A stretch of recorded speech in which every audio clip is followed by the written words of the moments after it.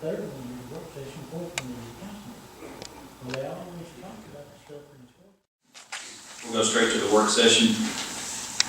We'll dispense with the formalities. The first item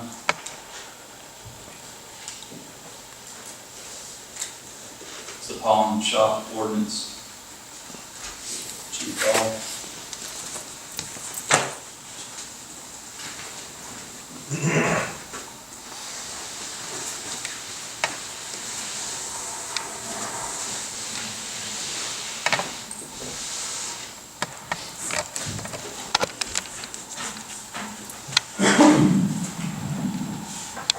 Good evening, council members, mayor. The police department would like to ask you to review and consider a new ordinance. And the purpose of the ordinance would be to require the pawn shops within our city to use a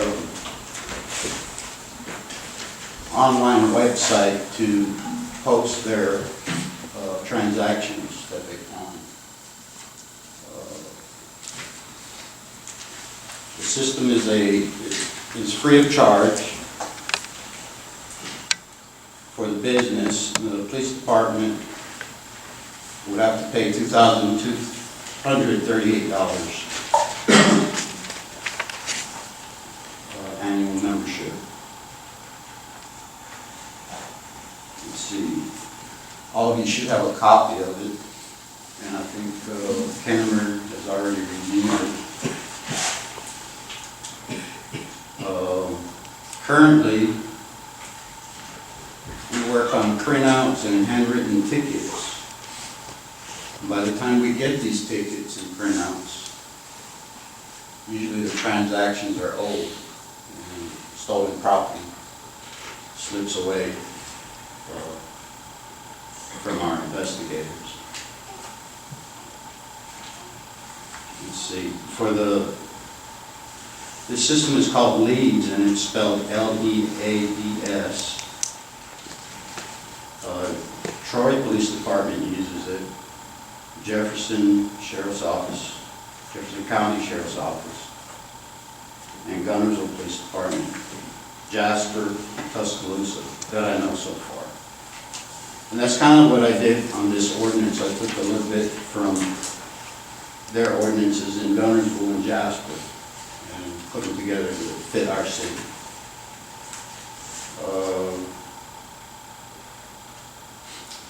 Our investigators have polled our local pawn shop businesses, and they're all for this. It'll make their jobs easier. Easier by what I mean is all they have to do is enter this data into the computer, and we would get it at the police department immediately. It'd be real quick. So if somebody should try to pawn an item that is stolen, then we would get an electronic notification from the lead software. And also, the pawn shop would get an electronic notification that, hey, this thing's stolen. They would try to keep the guy there and call us. So, I'm just asking you guys to review it, and if you feel that we need to change anything, I'll be glad to do it. Again, Mr. Kennemer has reviewed it. I reviewed the proposed ordinance, and I've been working on some very, very, very minor changes, mainly having to do with transmission from the clerk and the mayor, etc. on the last page. It appears to be an excellent idea. Chief, but you may have mentioned it, but there's no cost to the pawn shop people for this. No. The cost is our burden, and we've already discussed that in our budget meetings. It's already included in our police department budget as a line item. When you, as far as look at this going into effect, if we were to pass this from the time we pass it, Probably by the time we advertise and everything, probably January 1st, pretty close, sometime in January. And the businesses would be required to participate in this. They would have, according to the ordinance, they would have 45 days to comply. And the section that relates to requiring them to use this system is on section 6 within the ordinance. The rest of it's just common laws and regulations dealing with pawn shops. But section 6 covers that they have to use the software provided by me, the chief of police, to record their transactions.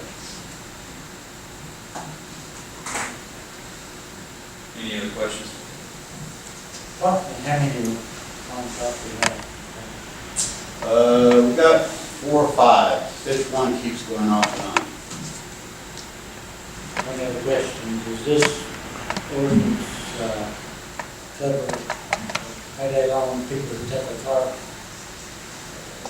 pawn? According to the ordinance, any business that takes any used items for monetary gain would fall into the pawn shop. So, and it also includes scrap yards. That runs up to probably 10, 12. Well, currently we only have one scrap yard, and they take in cans, basically, that's all they take, and maybe some other precious metals. But the other scrap yard is gone.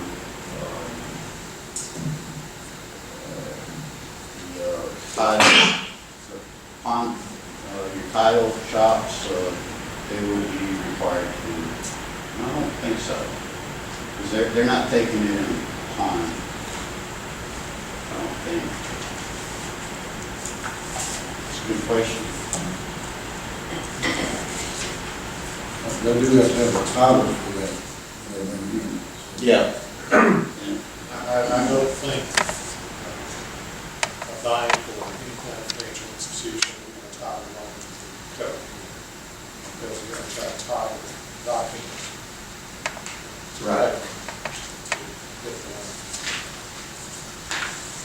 And the rest of the ordinance just pretty much says, you know, they gotta get proper ID, and they gotta extract the item thoroughly, and use our web-based system. It's very successful. And another thing too, I forgot to mention that they're also connected to the NCIC, National Crime Information Center. So, if something gets stolen in California, and if this department has the system, they'll even put it in the system. The suspect comes here and pawns it, they'll get caught. Did you say how many other cities were doing this? I know you said you researched some. They have, I have it wrote down, about 20,000 membership. So 20,000 agencies throughout the country. Chief Guy, you said that presently you're depending on pawn slips and things of that nature. Is a pawn shop required to report the materials that they take in at this time? Yes, sir. So do they do that weekly, monthly? How do they do that? They vary. They have to do it at least once a month, and some mail it in, some drop it off, and some of them our investigators go to the shop and pick them up. And then we input them, currently, we input that information in our records management system. And by the time it falls on the eyes of an investigator working the case, it's, 2 weeks or months old. This will be real time. Any other questions for Chief? Not what we're on this. Next item.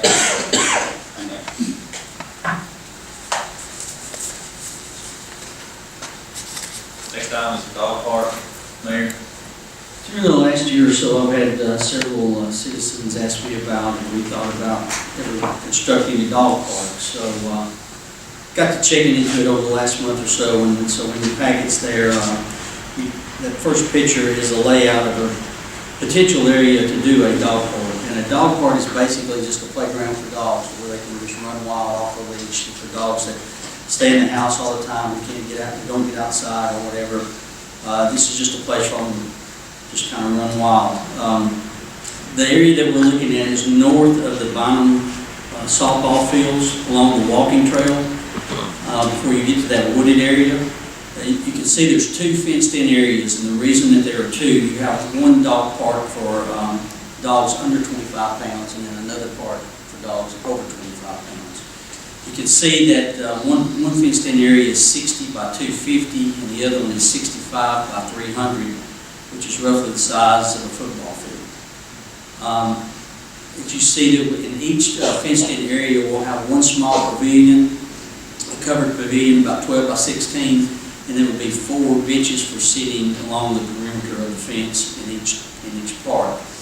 Also, that little white outlined area that you see, the 15 by 15 area, that is an area where you take your dog in, you take him off the leash, him or off the leash, and then you go through a gate into the park for them to run along. So they're leashed until they get to that area, and then they're taken inside. These have been wildly popular in other cities throughout the United States and in Alabama. We will also have an area outside both parks there, the other white area you see alongside the walking trail. It's a 15 by 15 concrete pad, which will be used as a bathing area with some water faucets outside, to where if it's a little muddy or whatever, they can bathe their dogs before they leave. The estimated cost for these two parks is approximately $20,000. 80% of that cost is for the fencing. It's a 4-foot fence completely surrounding it. The concrete work that needs to be poured and finished would be done by our employees of the city. I'm also going to approach the local veterinarians for park benches and maybe some other kind of obstacles for the dogs to play on or run through or whatever. We've got some ideas about that. I already have 2 fire hydrants that have been donated by the Nursery and Gas Board, which are very important to dogs. So anyway, again, they are rules for cleaning up after the animals. The owner is responsible for cleaning up after the animal inside the park. There would be bags that would be furnished and garbage dispensers. It would only be open during the daylight hours. We won't light it. And to the nearest house, from the end of that, to the right there, to the end of that last, the largest dog park, it's 320 feet to the nearest house over on Garden Drive. So that's quite a bit a long ways, and the ball fields are already over there in case some of you had that one. So on that first page, you see the layout. On the second page is a dog park that we visited in Huntsville. That's a picture of the pavilion. That's just a shaded area for the owners to sit and read, and then you see some benches that are out in the open on the next page, just for sitting around relaxing. The next page shows that's the bathing area where you can bathe your dogs after they finish. And then there's just a copy of the rules that the city of Huntsville has for their dog parks if we look at doing something like that. So, I really think it's something that would be very popular. I think would be used. When we were over there looking around and kind of staking it off, there were several people, who were walking their dogs along the trail on the leash, and we just stopped and asked them would they use it, and they said definitely. So, I can see where people would walk their dogs in the downtown area over there through the trails, and then turn them loose and let them run. So, I'd like for you to consider this either next week or within 3 weeks. So we would like to maybe do this in the winter months to where it could be open, early spring, if something you want to do, or if we can get it earlier. But the cost is not that extravagant. Again, the largest cost is the fencing, and let's just say if worst comes to worst, we could always use the fencing in other places if the dog park failed or whatever. Which hopefully it will. But I'd like you to consider it and just decide if you want to do it. That's all I have. Does anyone have any questions for the mayor? Everybody okay to put it on next week's agenda, or the next council meeting?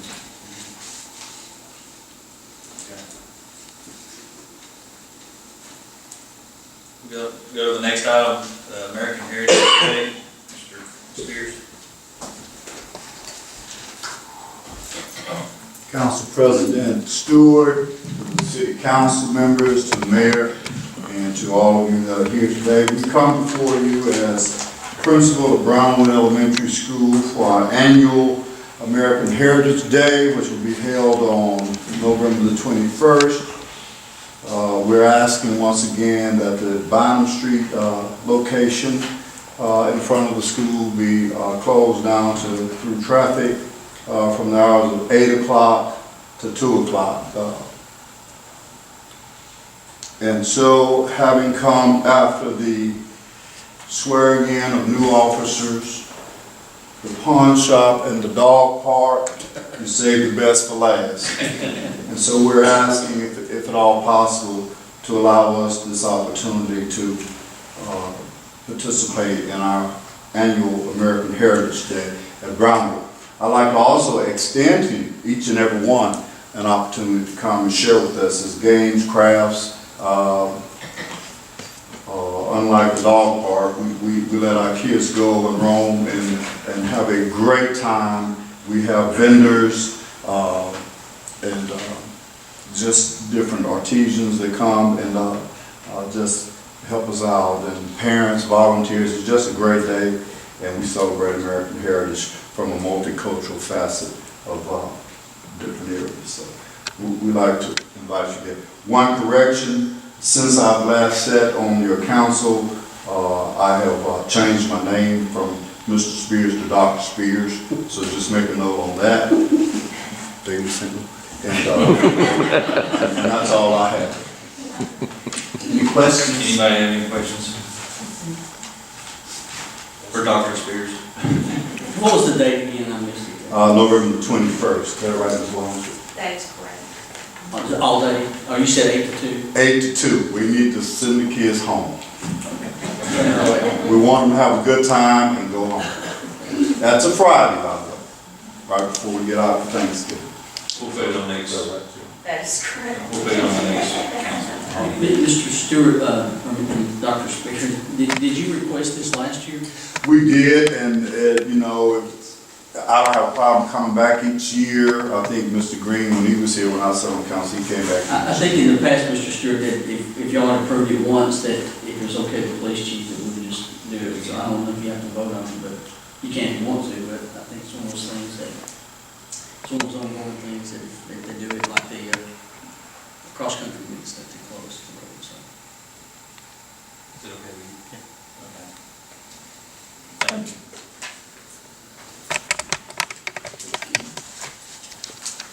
We'll go to reports. Mayor? The only thing I have is that today, let me get this title right, the streetscape improvements to the public square in the downtown area, we had a meeting today, and that's basically where we're going to upgrade all of our sidewalks and get rid of all the pea gravel and just kind of have a little bit of a cosmetic makeover down there. But I wanted to announce that on November the 13th at 6:30 here in this room, there will be a public meeting about that where you can come in and ask questions.